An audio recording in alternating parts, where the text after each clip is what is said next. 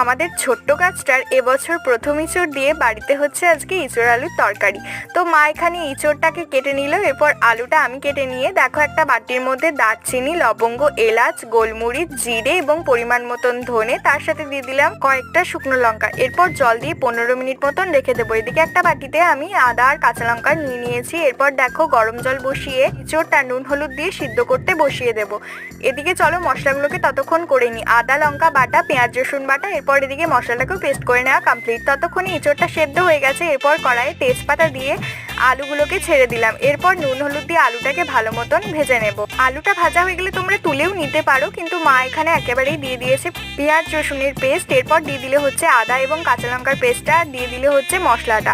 এরপরে দেখো এঁচোড়গুলোকে দিয়ে আলুগুলোকে দিয়ে সুন্দর করে কষিয়ে নিতে হবে। স্বাদটা ব্যালেন্স করার জন্য এখানে কিন্তু পরিমাণ মতন একটুখানি চিনিও দিয়ে দিয়েছিল, আর এটা খেতে দারুণ হয়েছিল। ভিডিওটা কেমন লাগলো অবশ্যই জানিও। টাটা।